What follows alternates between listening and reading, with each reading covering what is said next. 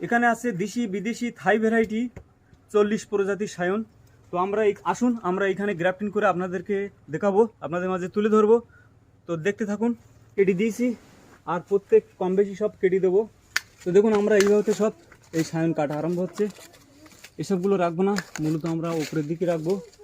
প্রচুর ব্রাঞ্চ আছে, চেষ্টা করবো সব নিচের থেকে সব পরিষ্কার করে দেওয়ার জন্য। এইভাবে সব পরিষ্কার করে দেবো।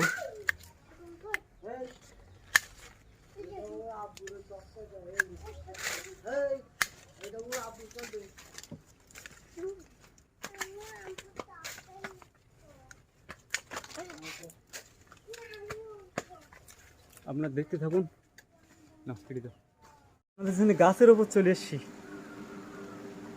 তো আমরা অলরেডি দেখুন এর আগে যে ভিডিও দেখেছিলাম, আর এটা আমাদের সব গাছ দেখুন কীভাবে হতে সব পুনিং করে দিয়েছি। পুনিং করে দেয় একের পর 40খানা ভ্যারাইটি গ্রাফটিং করব।